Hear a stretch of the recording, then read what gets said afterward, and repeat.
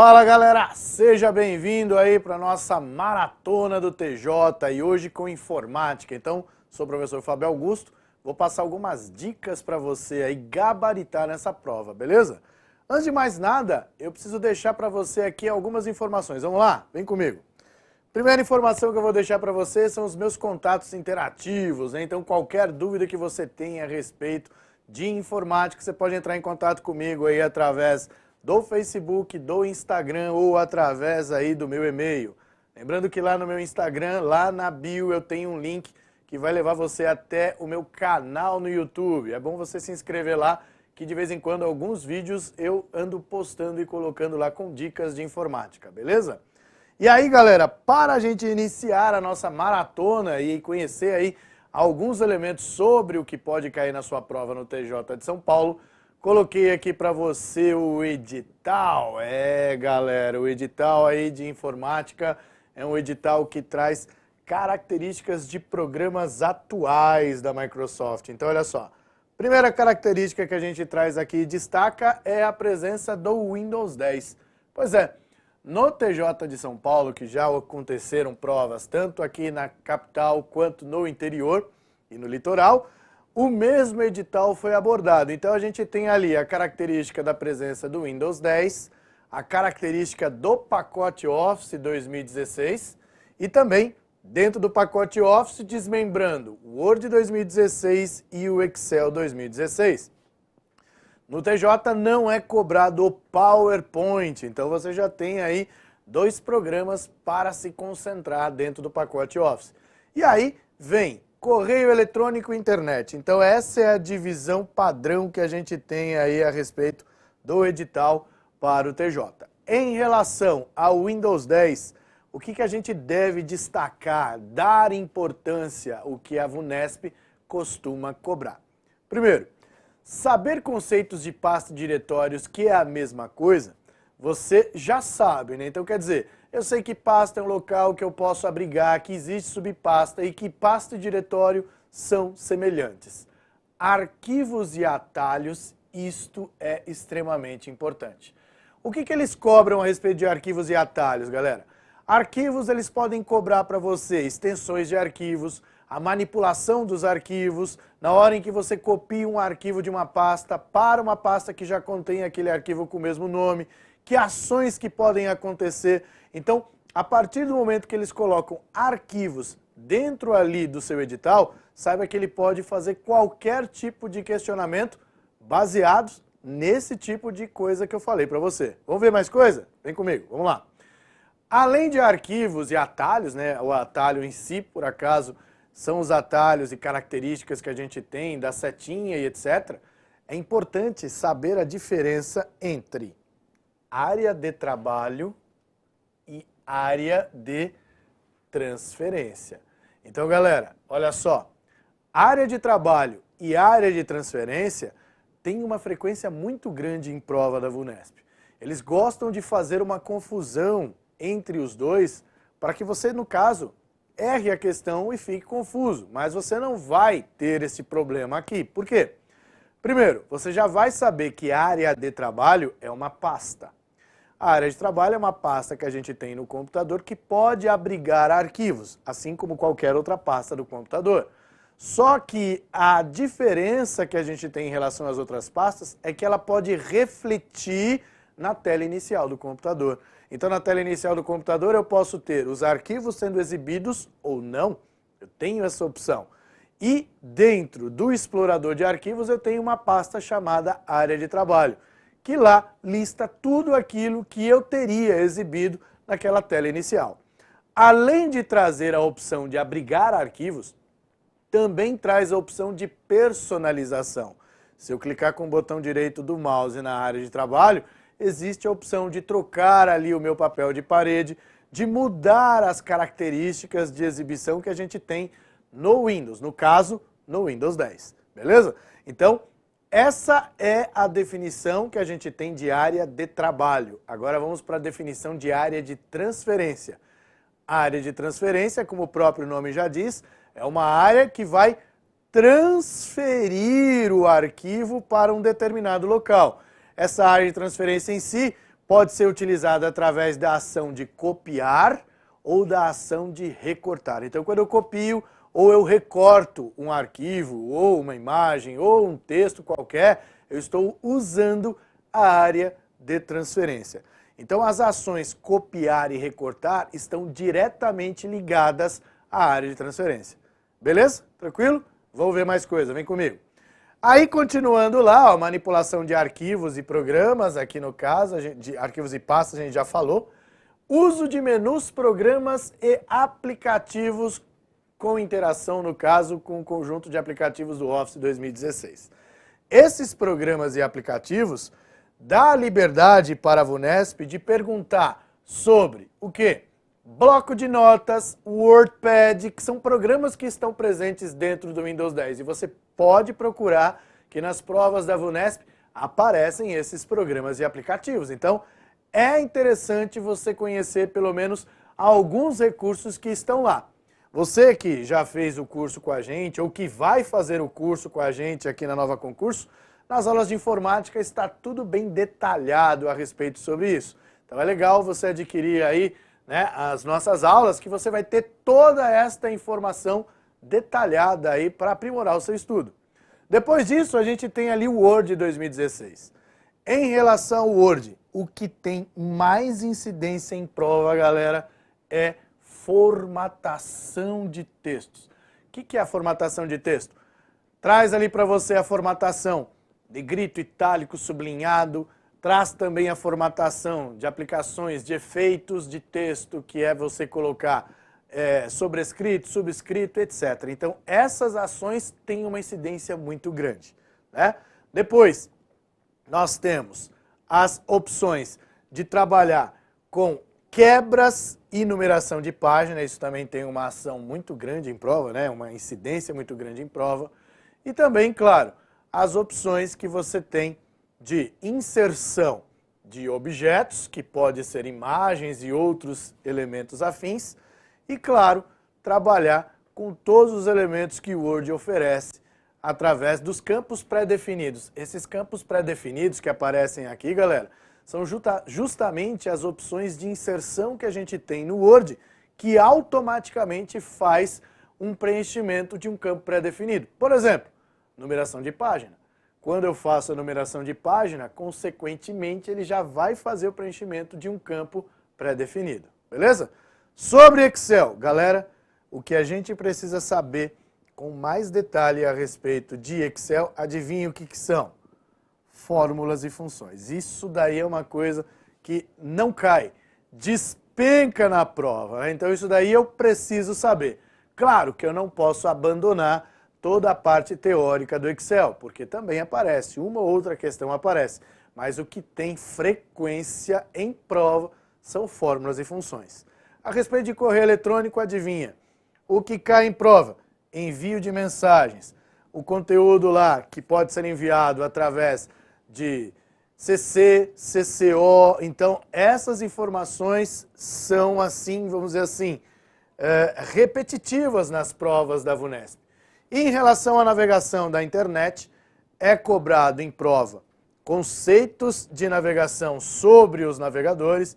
Então você tem ali a presença do navegador que tem a incidência em prova. Google Chrome, hoje o Edge, né, porque já estamos falando do Windows 10. Também é importante a gente saber alguns elementos a respeito do Mozilla Firefox. Então, navegação na internet, estamos falando de navegadores. Conceitos de URL, links, sites de busca e impressão de página, já entra num conceito generalizado, que é justamente saber dividir o que a gente tem na URL, os componentes da URL, sites de busca, os termos de busca que a gente tem atualmente, né, quais são os argumentos de busca, e também na hora de fazer a impressão da página, o que eu posso, no caso, tirar da impressão ou o que eu posso acrescentar na impressão. Isso é o que a gente tem de mais frequente em relação às questões de prova sobre internet na VUNESP. Agora, galera, eu separei para vocês o seguinte, olha lá. Questões sobre os temas. Galera. E aí, tá preparado para gabaritar aí, então, nas questões que eu coloquei? Ótimo. Então, Você que está acompanhando aí a nossa aula, dá um joinha para mim aí para saber se você realmente está preparado para gabaritar. E você que já está assistindo aí o nosso vídeo, curta o nosso vídeo, porque você já está assistindo, já está apto para gabaritar na sua prova em informática, beleza? Então vamos lá, primeira questão, vem comigo.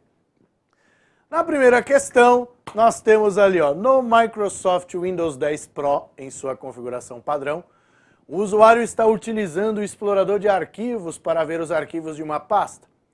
O modo de exibição é ícones grandes e o usuário selecionou um deles. Assinale a alternativa que indica onde o usuário consegue o tamanho desse arquivo. Então ele quer saber o quê?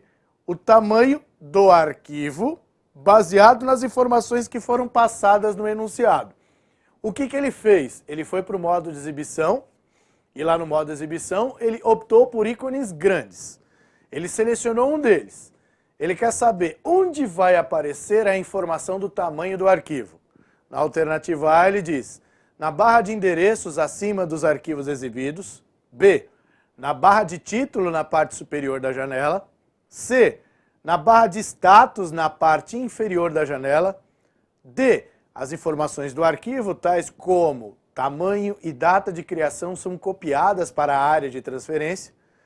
E o E, o usuário deve pressionar as teclas Alt F4 e as informações do arquivo, tais como tamanho e data de criação, são exibidas em menu suspenso. Galera, quando você lê uma coisa dessa aqui, Alt F4 fecha a janela, é ou não é? Então não vai exibir nada. Então, vou demonstrar para você aqui o que ele está falando. Então já deixei o explorador de arquivos aqui aberto, né? O que eu vou fazer? Vou diminuir aqui um pouquinho para a gente conseguir enxergar as duas coisas, a questão e o explorador de arquivos, e vou ampliar. Veja, estou justamente no arquivo que está selecionado aqui, ó, Maratona TJSP Informática. Estou visualizando ícones aqui, né? Estou na visualização de ícones. No meu caso aqui, na exibição, nós estamos optando por ícones grandes, exatamente como está ali mencionado na prova. Onde que aparece aqui a informação? Ele traz a informação na barra de status, indicando quantos itens eu tenho dentro daquela pasta, o item selecionado e o tamanho que ele possui, beleza? Então, voltando para a nossa questão, a questão traz ali para mim o quê? Que fica localizado na barra de status, ou seja, na parte inferior da janela. E aí, galera, achou difícil a questão? Não, né? Tranquila. Então é assim, basicamente desta forma que as questões de prova de informática são formuladas. São questões daquelas que você costuma fazer a ação o tempo todo no computador, mas nunca repara nesses detalhes. E é justamente nesses detalhes que eles gostam de pegar. Beleza? Então vamos seguir, vamos ver mais uma questão. Olha lá. Mais uma questão de prova tá aí pra gente analisar. Olha lá. Questões essas que eu peguei de provas recentes aí da VUNESP, viu, galera? Então tá lá, ó, no Windows 10, em sua configuração padrão, os arquivos e pastas apresentam algumas características, como aqui ele já está explorando qual que é o seu conhecimento a respeito de definições de arquivos e pastas. Por isso que você tem esse tipo de assunto lá cobrado no edital. No A ele diz, poder ter nomes de qualquer tamanho. Bom, a gente já sabe que esse tipo de informação ela está errada. Existe uma limitação, tem que ser no máximo 260 caracteres. Então, a partir do momento que eu tenho essa limitação, não pode ser ícones, né? Não pode ter nomes de qualquer tamanho. No B ele diz, arquivos marcados como favoritos que só podem ser apagados mediante o fornecimento de senha. Bom, galera, quando eu marco um arquivo em favorito, ele vai aparecer, no caso do Windows 10, ele vai aparecer ali pra gente junto com o acesso rápido. Então, não tem nada a ver uma coisa com a outra. No C, os seus nomes não aceitarem caracteres especiais como interrogação e asterisco. Bom, é verdade, interrogação e asterisco faz parte de um dos, né, caracteres que não podem ser utilizados. Não mais permitir arquivos ocultos. Como não? A gente pode sim ter arquivos ocultos dentro de uma pasta no Windows sem problema nenhum. E no E, ao contrário de outras versões do Windows, não possuem mais extensões. Claro que possui, galera. O Windows 10 ou qualquer versão do Windows pode abrigar arquivos sem extensão. Mas isso não quer dizer que não existem extensões nos arquivos. Portanto, a alternativa correta realmente é a alternativa C. Muito bem, galera. Agora vamos lá. Mais uma questãozinha aí a respeito do Windows 10, para a gente já mudar de assunto. Ele traz lá para a gente, ó, o Windows 10 possui o recurso Windows Hello, que é uma maneira de se obter o acesso rápido aos dispositivos com esse sistema operacional. O acesso aos dispositivos pode ser feito por meio do quê? Galera, eu não sei se você tem acompanhado, mas de vez em quando aparecem algumas propagandas no rádio ou na TV a respeito de processadores. Processador Intel, bababá, etc. E aí, esse processador Intel geralmente vem com computadores com Windows 10. E aí, durante a propaganda, eles falam: o Windows Hello, você é a senha. Então, quer dizer, justamente quem está sendo vendido é o processador. Está vendendo a ideia do processador que vem no computador, que na hora de adquirir um computador, que seja um computador que tenha um processador Intel, por exemplo. É propaganda da Intel. E aí, na propaganda, ele já cita o Windows 10, que já vem com computador com Windows 10, que já vem então com o Windows Hello. O que é o Windows Hello?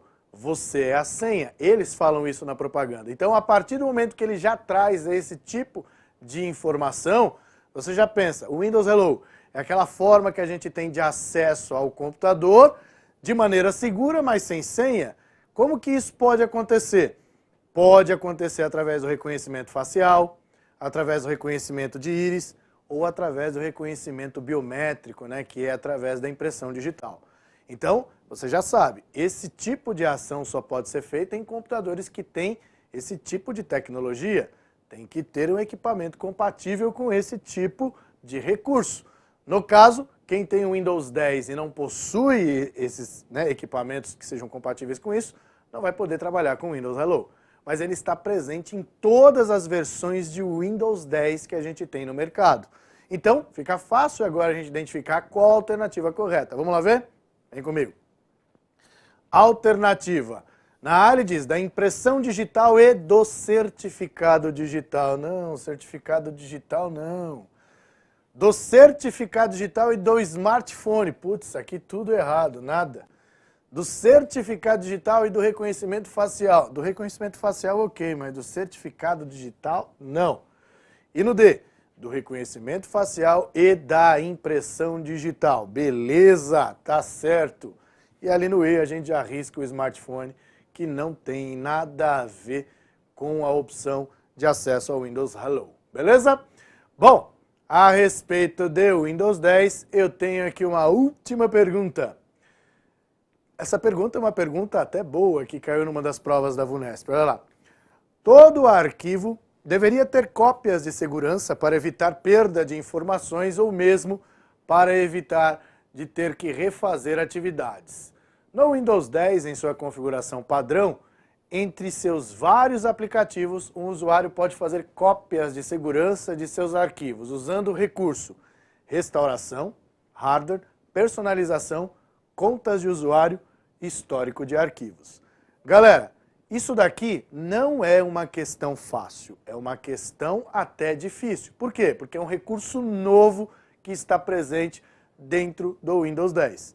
Então, no Windows 10, existe a possibilidade de fazer, sim, um backup de maneira até automática, que é utilizando um recurso que a gente vai conhecer juntos. Vamos lá, vem comigo.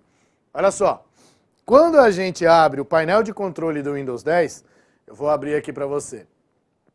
Para a gente ganhar tempo, já vou escrever aqui painel de controle, tá? Então ele já traz aqui, ó, painel de controle. A gente abre o painel de controle. Abrindo o painel de controle, dentro de Sistema e Segurança, você já tem aqui a informação, ó. Sistema e Segurança, aí ele traz salvar cópias de backup dos arquivos com histórico de arquivos. Então é justamente em histórico de arquivos que a gente vai trabalhar com isso. Então se eu clicar aqui, ó, salvar backup, o que ele vai fazer? Primeira coisa, ele vai procurar um local que a gente possa trabalhar. No meu caso aqui eu não tenho nenhum pendrive, nenhum HD externo conectado, portanto não consigo fazer aí, né, a opção de manter o histórico de arquivos. Mas você aí na sua casa, você pode fazer conectando um pendrive ou um HD externo, beleza? Então neste caso, a alternativa correta, histórico de arquivos, ok? Muito bem, galera, agora a gente encerra o assunto e começa com o Word 2016. Você, aí em casa, já usou o Word 2016 alguma vez? Não tem o Word 2016? Não tem problema. Por quê? Porque as perguntas em prova são perguntas genéricas, né? Então o que vem assim uma pergunta genérica? É uma pergunta que você pode responder baseado em qualquer Word a partir da versão 2010, tá? Então isso que é importante você saber. Embora a versão seja 2016, você é capaz de responder as questões que estão nas provas com 2016 sem se preocupar com uma característica exclusiva que você teria nessa versão, ok? Então a VUNESP, por enquanto, não tem cobrado um elemento exclusivo desses, né, programas. Então, a partir do momento que ele cobra formatação de texto, como a gente já viu lá no edital, isso é uma coisa que está presente desde as primeiras versões do Word, então isso não vai influenciar na versão. Mas saiba que existem características exclusivas que estão presentes na versão 2016. Como que eu vou saber diferenciar isso? Acompanhando as nossas aulas aqui na Nova Concurso. Então nas aulas que eu gravei de informática com a versão 2016, eu detalho para você todos os itens que estão presentes ali, inclusive aqueles que são características da versão em questão. Beleza?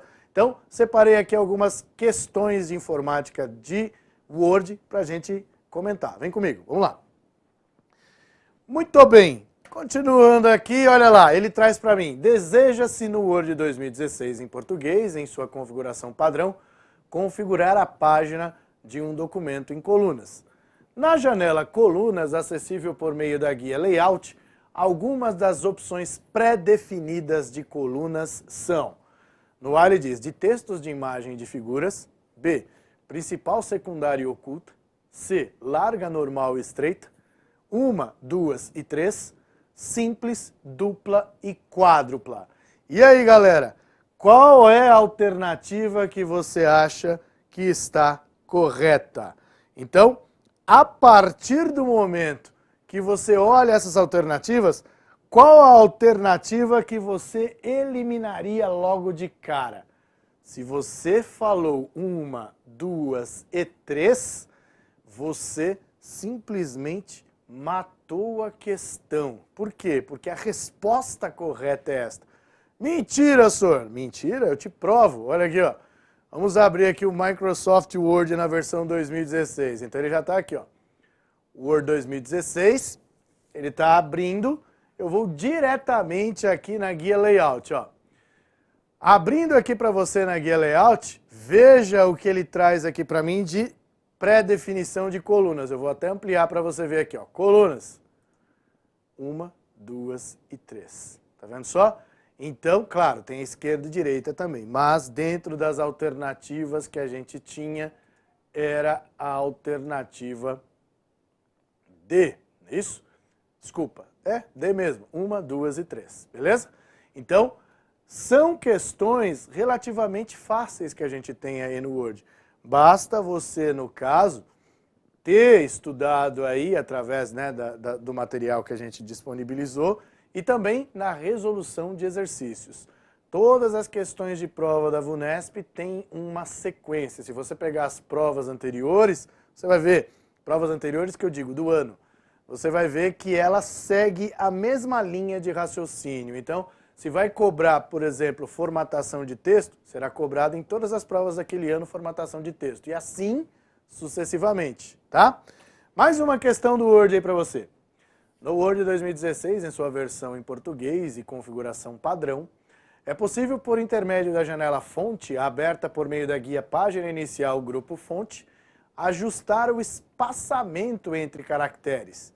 Os tipos de espaçamento permitidos são simples, médio e amplo, 1 ponto, 2 pontos e 3 pontos, negativo, neutro e positivo, normal, expandido e condensado, nenhum, unitário e duplo. Então aqui, galera, a gente tem uma questão que já não é tão fácil assim.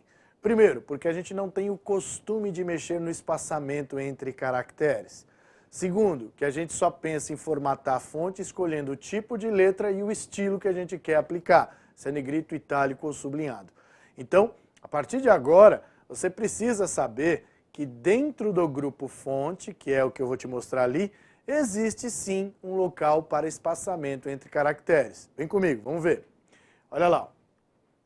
O Word já está aberto aqui, eu vou na página inicial e aqui no grupo fonte eu vou clicar aqui para ele exibir todos os elementos de formatação de fonte. Clicando aqui na aba avançado, nós temos aqui as opções que são de espaçamento entre caracteres. Quais são os tipos de espaçamento possíveis de serem ajustados no Word? Normal, expandido e condensado. Normal é conforme ele está sendo apresentado aqui, ó, no exemplo da palavra corpo. Se eu colocar aqui, ó, expandido, perceba que ele já fez ali um espaçamento pequeno por conta da quantidade de pontos que foi colocado aqui. Quanto mais pontos você coloca, mais espaçado fica. E temos o condensado. Condensado, ele vai comprimir. No caso, ele já está comprimindo demais porque eu coloquei aqui, ó, uma quantidade de pontos grande para ele fazer, no caso, esse tipo de formatação. Beleza? Então, normal, expandido e condensado é a resposta que a gente tem que colocar lá na questão. Alternativa D. Beleza? Se você lembrasse apenas do normal, já era possível acertar a questão, tá vendo? Bom, continuando. Em relação ao Word, também é muito comum ser cobrado tecla de atalho. Então ele traz lá, ó, em um documento em edição no Word 2016, em sua versão em português e configuração padrão, deseja-se inserir uma quebra de página em um certo ponto do documento. As teclas de atalho que permitem inserir quebra de página é alternativa A, Shift mais Return, Alt Shift Return, Alt Return, Ctrl Return, Tab e Return. E agora, professor, o que é Return? Return é Enter, tá? Antigamente se usava o termo Return para poder você fazer as ações de confirmação dentro do computador. Hoje já foi substituído pela palavra Enter. E aí, no caso, na Microsoft, no Word 2016, em quebras de página, ele mantém a palavra Return. Eu vou te mostrar, ó, vem ver, vem comigo. Quando eu vou lá no Word, dentro da guia inserir no grupo páginas, nós temos ali, ó, quebra de páginas. Se eu colocar o mouse em cima aqui, ó, você vai ver que ele vai trazer para mim, inserir uma quebra de página, Ctrl Return. Então ele mantém ali o termo Return, por isso que foi cobrado lá na prova. Mas se você pressionar Ctrl Enter aqui, ó, Ctrl Enter, o que ele faz? Ele abre uma outra página, ele quebra a página daquele ponto para cá, tudo bem? Então, portanto, alternativa de Ctrl Return, beleza? E aí, galera, tá acompanhando direitinho aí a nossa aula? Tá acertando as questões? Se estiver acertando, ótimo. Se estiver errando, ótimo também. Por quê? Porque aí você está aprendendo, é ou não é? Você aprendendo com erro é a melhor coisa, porque aí você não erra mais. Agora, na hora da prova, não existe segunda chance. Se você errou mesmo. Agora aqui, errou. Beleza, agora eu vou aprender e ver que não é aquela alternativa, é esta daqui. E aí você nunca mais erra. Tranquilo? Beleza? Vamos seguir e vamos ver mais exemplos de questões que podem aparecer. Vem comigo. Olha lá, galera. Coloquei aqui para você o outro assunto, trata-se do Excel na versão 2016. Então, sobre o Excel, adivinha? Coloquei algumas questões teóricas, mas também coloquei, claro, funções. Então, primeira questão que eu trouxe aí, uma questão teórica, olha lá. Por meio do Excel 2016, em sua configuração padrão, um usuário pode acessar dados de um banco de dados institucional, como por exemplo o MySQL Server, permitindo realizar cálculos e visualizações com dados do banco de dados ao invés de dados da própria planilha. A guia onde se encontra o recurso para acessar dados externos é A. Revisão, B. Transformação, C. Dados, fórmulas ou externos. Então aqui, o que é importante eu saber? Saber quais são os nomes das guias que a gente tem dentro do Excel. Isso é uma coisa que eu sempre falo em aula. Galera, é extremamente importante saber os nomes das guias desses dois programas. Veja só que bacana na sua prova. Nós só temos dois programas, o Word e o Excel. Muitas das guias são equivalentes, tais como arquivo, inserir, exibir, revisão, tem nos dois. E aí é claro que eu tenho as guias que são voltadas para aquele programa específico, que é, no caso, a questão aqui da prova. Então, a partir do momento que eu sei o nome das guias, fica fácil eliminar aquilo que não é uma guia que exista. Então, é o que a gente vai fazer agora. Vamos lá. Vem comigo aqui. A partir do momento que eu já sei os nomes das guias, eu vou saber que não existe uma guia chamada transformação. Eu vou saber que não existe uma guia chamada externos. Agora, guia, revisão, dados e fórmulas existe. Vou te mostrar aqui no Excel, ó. Então, abrindo aqui o Excel para você, na versão 2016. O Excel aqui, ó, ele já vai trazer para mim logo de cara as guias. Olha lá. Trazendo as guias para mim, ele traz lá arquivo, página inicial, inserir, layout da página, fórmulas, dados, revisão e exibir. Acabou. São só essas guias. Então, fórmulas. Fórmulas traz a opção da gente obter dados externos? Não. Fórmulas vai trazer fórmulas. Exibir. Exibir nem está nas alternativas. Revisão. Revisão tem a ver com a revisão do texto que está digitado na minha planilha, etc. Então sobrou o quê? Dados. Veja qual é o nome do primeiro item que a gente tem aqui, ó.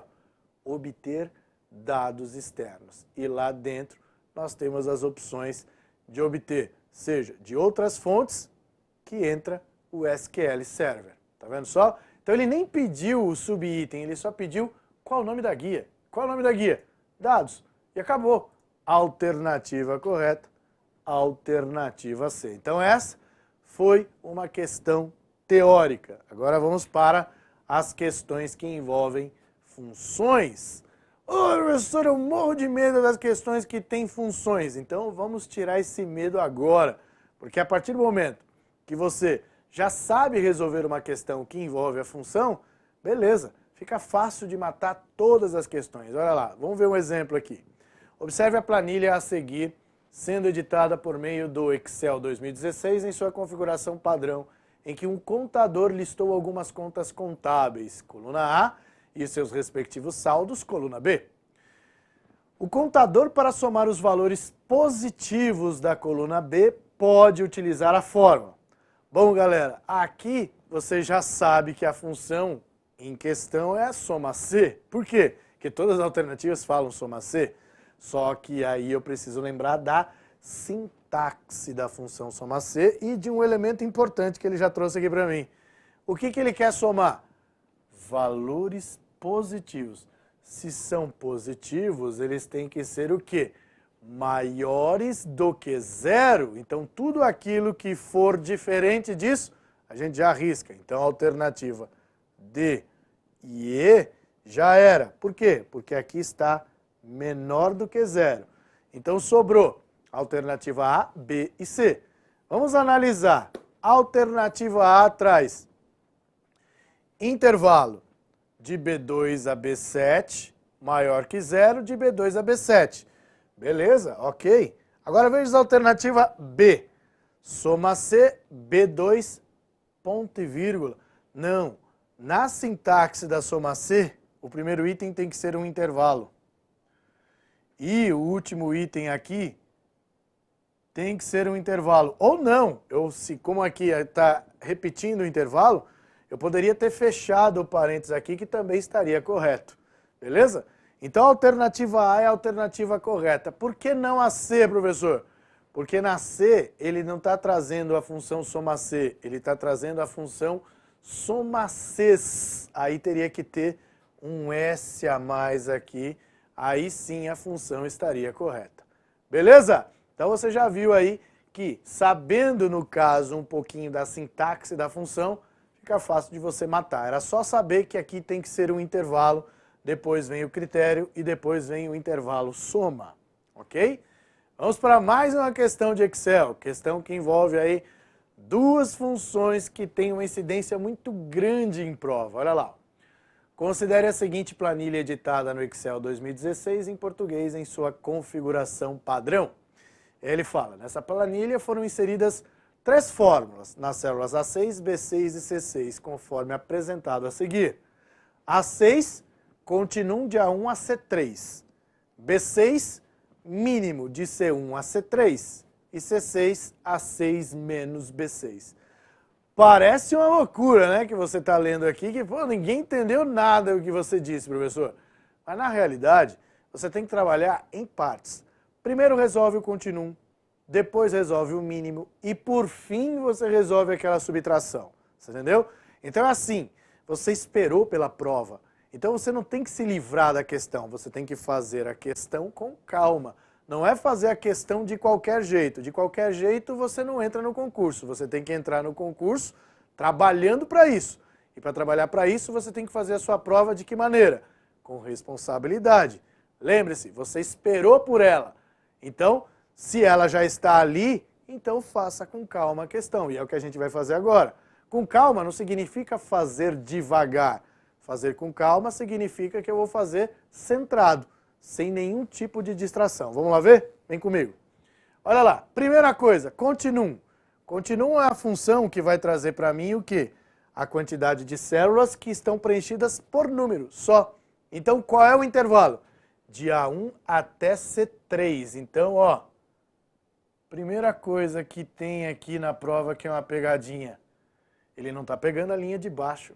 Ele só está pegando aquelas, vamos dizer assim, 3 linhas. Então você está vendo ali as 3 linhas. Quantas células estão preenchidas por número? 3. Porque a ABC é letra. E lá embaixo está vazio, ele não conta. Então, 3. Beleza. Agora vamos no mínimo. Olha aqui a outra, vamos dizer assim, sacanagem que a gente tem aqui na prova.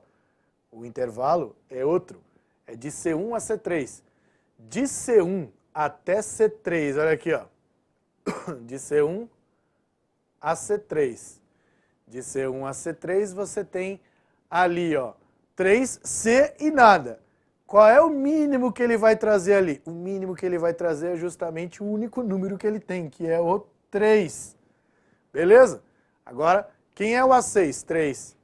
Quem é o B6? 3. Quanto que é 3 menos 3, galera? 0!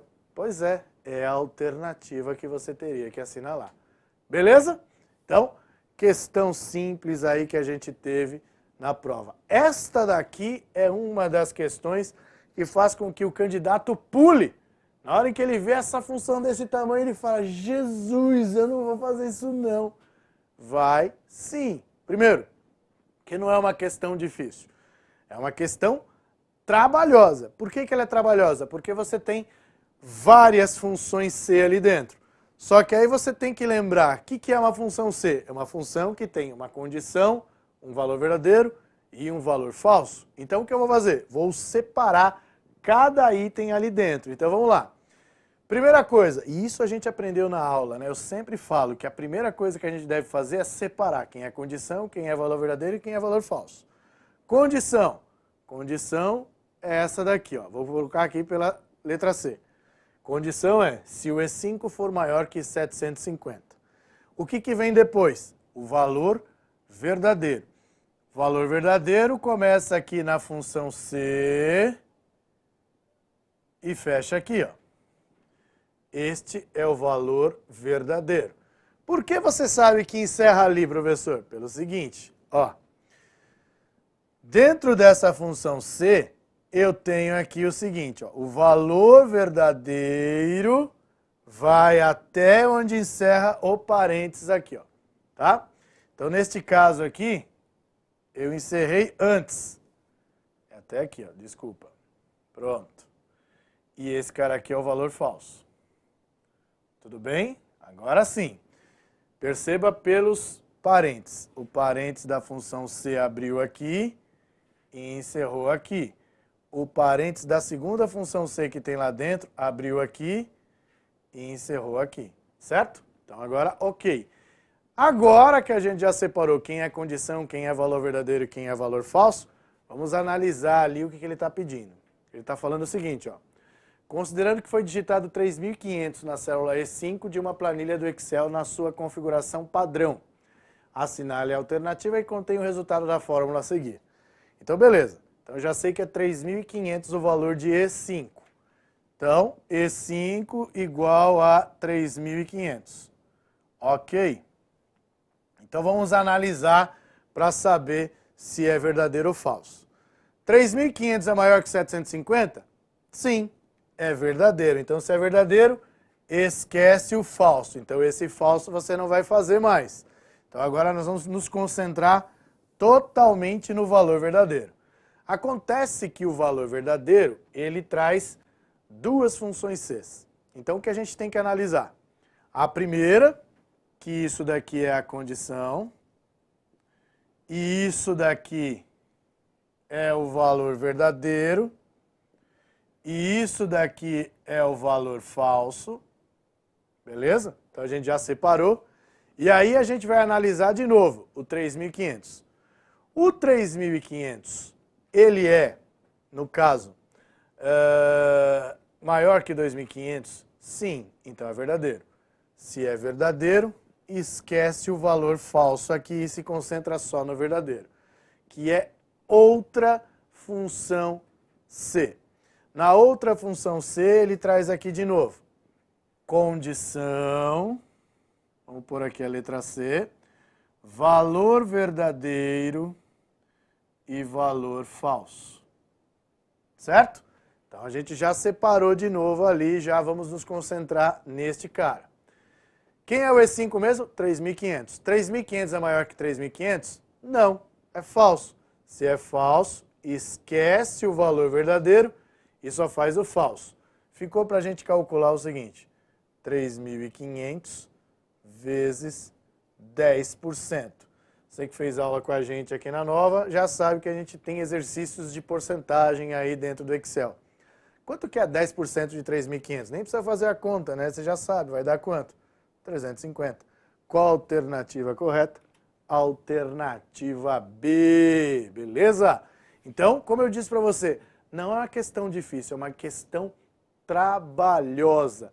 Mas se você ter o hábito de fazer esses riscos que eu fiz aqui, você consegue resolver a questão, tá?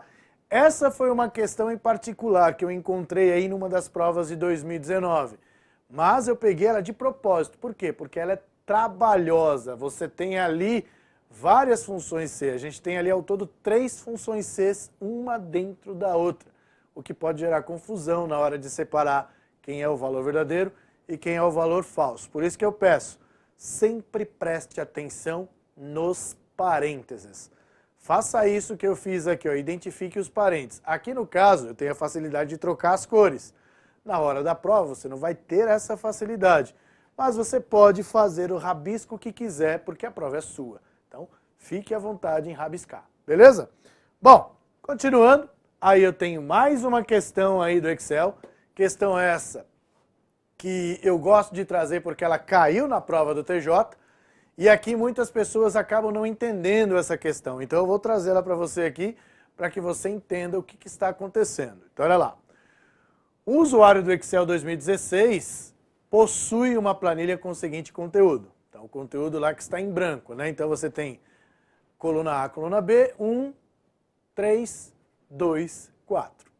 Em um dado momento, esse usuário selecionou as células no intervalo A1 até C3, conforme apresentado a seguir. Então você está vendo que as células foram selecionadas, inclusive da coluna C, né?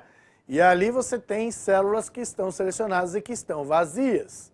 Aí ele fala, caso a partir do botão, esse botão aí no caso é o botão autossoma, disponível a partir da guia página inicial do aplicativo, seja selecionada a opção soma, o resultado produzido nas células A3, B3, C1, C2 e C3 será, e aí no caso ele coloca uma informação, dado, o símbolo hífen representa a célula não alterada. Então qual que é a jogada aqui que a VUNESP colocou?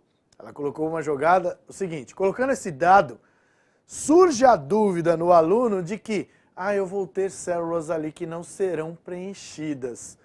E esta dúvida ela tem que ser descartada logo de cara. Por quê? A partir do momento em que eu seleciono células, e essas células ali que estão selecionadas estão próximas a números, e eu clico no botão autossoma, o Excel vai fazer a somatória de todos os números. Então, basta procurar a alternativa que tem tudo preenchido. Poxa, olha só que coincidência, nós só temos uma alternativa que está tudo preenchido. Então, quer dizer, eu nem precisei fazer a conta, eu só sei que vai ser tudo preenchido, certo? Então, eu demonstro isso daqui para você no Excel. Se eu colocar aqui, do jeito que ele colocou 1, 3, 2 e 4. Então, 1, 3, 2 e 4. Ó. Se eu selecionar, eu vou aumentar aqui o zoom para você ver, ó. Se eu selecionar tudo isso aqui, olha lá, e clicar em página inicial na opção autossoma, veja o que ele faz. Automaticamente ele preenche tudo. E acabou. Tá vendo só? Não tem dúvida nenhuma em relação a isso, ok? Então, a partir do momento que eu tenho células que estão selecionadas e que estão próximas a números e utilizo a opção para fazer a somatória, ele vai fazer a somatória normalmente, beleza? Mesmo que a gente tenha uma coluna vazia, mas que eu tenha informação na coluna anterior, baseado na outra informação aqui que vai fazer a soma. Então, 1 mais 2, 3, 3 mais 4, 7, 4 mais 6, 10. E, coincidentemente, este número ele vai ser o mesmo resultado da coluna e da linha, ok? Então, alternativa B de Bosque, ok? Segue o bonde, galera, e vamos mudar de assunto. E aí, você está assistindo o nosso vídeo ou não? Tá? Tá acompanhando o nosso aulão ao vivo? Já curtiu aí então o vídeo? Se você não curtiu, curta. E se você ainda não se inscreveu no canal da Nova, por favor, faça aí a sua inscrição. Clique aí para você ter aí todas as novidades que a gente aqui traz nessa maratona aí de aulas que a gente está preparando para o TJ de São Paulo. Beleza? Agora vamos mudar de assunto. Vem comigo, olha lá. Agora a gente vai falar a respeito de e-mail e internet. Então, sobre e-mail e internet, eu separei também aqui algumas questões. Essa questão aqui, relativamente grande, mas é uma das questões mais recentes que eu tenho aí da VUNESP para você. Ele traz lá, ó, Andréia preparou e enviou uma mensagem de correio eletrônico usando o Microsoft Outlook 2016 em sua configuração original, tendo preenchido no campo para Ricardo, Rafael e Lúcia, e tendo preenchido também no campo CC, Fábio, André e Guilherme. Ao receber essa mensagem, Fábio respondeu clicando no botão Responder. Andréia, assim que recebeu a mensagem de Fábio, respondeu por sua vez usando o botão Responder a Todos. Fábio mais uma vez respondeu, agora usando o botão Responder a Todos. Finalmente, de maneira conclusiva, André respondeu usando o botão Responder. Assinale a alternativa que indica o número de mensagens que Ricardo recebeu depois de todos os procedimentos, considerando que não houve falha em nenhuma falha nos envios. Galera, aqui a VUNESP quer te confundir na quantidade de coisas que foram feitas. Primeira ação que a gente tem que destacar. Então, primeira pessoa que respondeu foi o Fábio. Fábio respondeu na opção responder. Quando a gente clica em responder, a gente só responde ao remetente. Portanto, Ricardo não recebeu a mensagem, ok? A gente clicando em responder, somente o Ricardo, no caso, ali no caso, ele está em para, né? Ó. Cliquei em responder, o Fábio mandou para o remetente. Para quem? Para a Andréia. Então, o Ricardo não respondeu, não recebeu na hora desse responder. Andréia, assim que recebeu a mensagem de Fábio, respondeu a todos. Respondeu a todos quem? Respondeu a todos que ela tinha naquela mensagem. Quem que ela tinha na mensagem, se o Fábio só clicou em responder? Só ela e ele. Então, respondeu para o Fábio. Fábio, mais uma vez, agora usando o botão responder a todos. Pois é, Fábio clicou em responder a todos, mas só tinha ele e a Andréia na conversa. Você entendeu? Então, finalmente, de maneira conclusiva, André respondeu usando o botão responder. Aí o André respondeu para quem? Para a Andréia de novo. Então, quer dizer, Rafael, Lúcia e o Ricardo não receberam nada. Tudo bem? Então, neste caso, assinale a alternativa que indica o número de mensagens que Ricardo recebeu depois de todos os procedimentos. Bom, Ricardo recebeu uma vez só o e-mail, que foi o primeiro e-mail que a Andréia mandou. Então, alternativa A. Professor, que confusão é essa, meu? Pois é. Ali, galera, a gente tem que ficar atento nessas opções que a gente tem na hora de enviar um e-mail. A gente envia o e-mail. Tá todo mundo no campo para, tá todo mundo no campo CC. Todos se enxergam. Ok, beleza. Mas a partir do momento que você recebe o e-mail e clica em responder, ninguém vai receber o e-mail, somente o remetente. E foi a primeira ação que aconteceu. O remetente recebeu a mensagem e aí ele clicou em responder a todos. Bom, se ele respondeu uma mensagem que foi direcionada somente para ele, então respondeu a todos quem? Somente ao Fábio, no caso. Aí o Fábio fez a mesma ação de novo, que respondeu a todos. Respondeu a todos quem? Ele só enxerga a Andréia. Então voltou para a Andréia a mensagem. Então quer dizer, não houve cópias de mensagens para as outras pessoas. Então tem que colocar na cabeça o seguinte, responder, responde somente ao remetente. Responder a todos, responde a todos que o cara enxerga. Se ele já não está enxergando ninguém, ele não vai mandar para ninguém mesmo que ele mande responder a todos. Belezinha? Vamos seguir adiante, vamos ver mais uma questão aí de internet. Vem comigo. Olha lá. Bom, mais uma questão aqui envolvendo e-mail. Ó. O usuário preparou uma mensagem de correio eletrônico no Microsoft Outlook em sua configuração original com as seguintes características. Para danilo@empresa.com.br, andreia@empresa.com.br, rogério@empresa.br e roberto@empresa.com.br. E aí a gente tem um anexo, contrato.pdf. Considerando que a mensagem foi enviada e entregue com sucesso, assinale a alternativa que indica qual usuário recebeu o anexo. Bom, então a gente está vendo ali o seguinte, a mensagem foi enviada para o Danilo, com cópia para a Andréia e para o Rogério, e com cópia oculta para o Roberto, e está anexado, quem não recebeu? Ninguém, todos receberam. Então, a alternativa correta, alternativa E. Então, uma questão bem simples aí, que caiu numa das provas recentes aí da VUNESP. Então, perceba que quando traz lá no edital anexação de arquivos, é isso aí, ó. É esse tipo de questão que pode aparecer para você, tá? Mais uma questão aí para você sobre e-mail. Observe a mensagem de correio eletrônico que está sendo editada no Outlook na sua configuração padrão apresentada a seguir. Assinale a alternativa que contém a conta de e-mail que também receberá a mensagem e que estará visível para o destinatário prefeitura@itapv.sp.gov.br. Primeira coisa que eu tenho que observar, se está visível, CCO não é uma opção. Então já era. Então sobrou o quê? Sobrou meioambiente@itapv.sp.gov.br. Acabou. Alternativa E. Beleza? Então olha só. Aí você vai falar para mim, professor, mas o analista também. Mas aí leia a alternativa aqui que ele diz, né? O enunciado. Assinale a alternativa e contém a conta de e-mail que também receberá a mensagem. Analista não recebeu a mensagem, ele escreveu a mensagem, ele é o remetente. Você entendeu? E que estará visível para o destinatário prefeitura@itapv.sp.gov.br. Ok? Beleza, galera. E aí, uma questão sobre navegador. É aquilo que eu falei para você. Navegador. O que cai em prova nos navegadores? Tecla de atalho. Então tá lá. Ctrl Shift Del faz o usuário fazer o quê?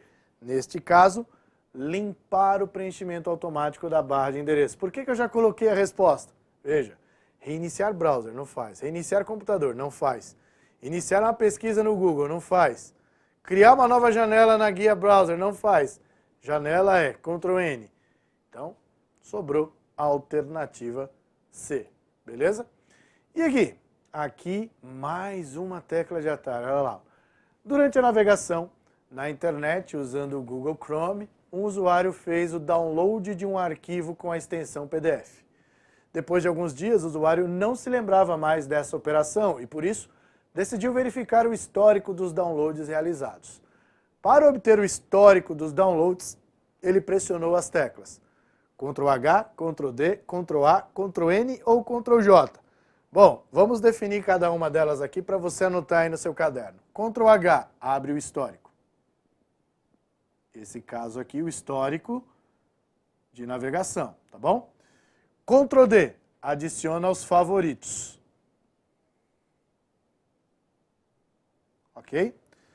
Ctrl A. Ctrl A aqui no caso, desculpa, dentro do navegador ele não vai fazer nada. Ele pode, no caso, selecionar, vamos dizer assim. Mas não no navegador. Ctrl N. Ctrl N, ele abre uma nova janela.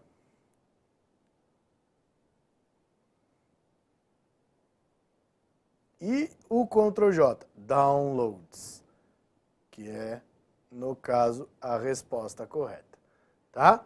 Então, Ctrl J, ele vai fazer isso aí para mim, certo? E, graças a Deus, é uma tecla de atalho que é universal, certo? Beleza.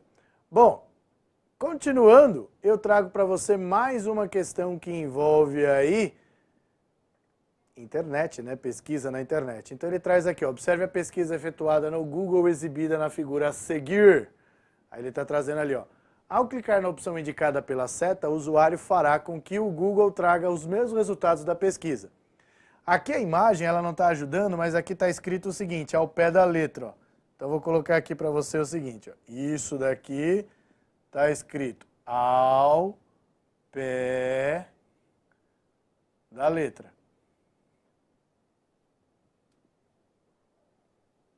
Beleza? Então tá lá escrito isso, ao pé da letra, certo? É uma opção que você tem ali hoje com o Google atual. E aí, no caso, com o Google Chrome atual, digo, né?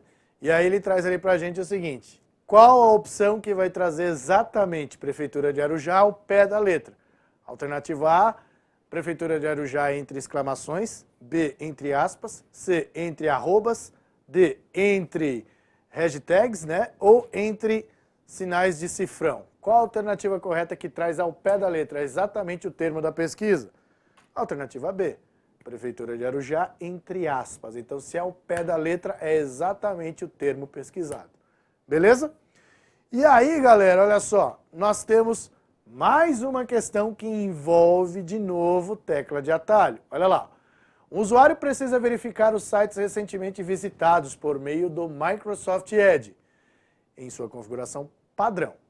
Para organizar um relatório contendo as fontes usadas para consultar normas de recursos humanos nos sites oficiais do governo, o atalho por teclado para abrir a janela histórico é...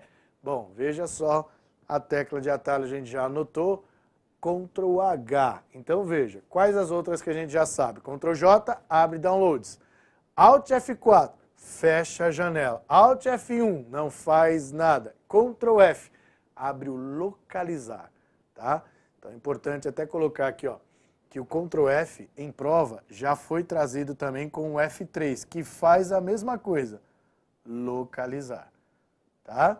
Então é a nossa opção de localizar um texto dentro do site que a gente está fazendo a pesquisa. Belezinha?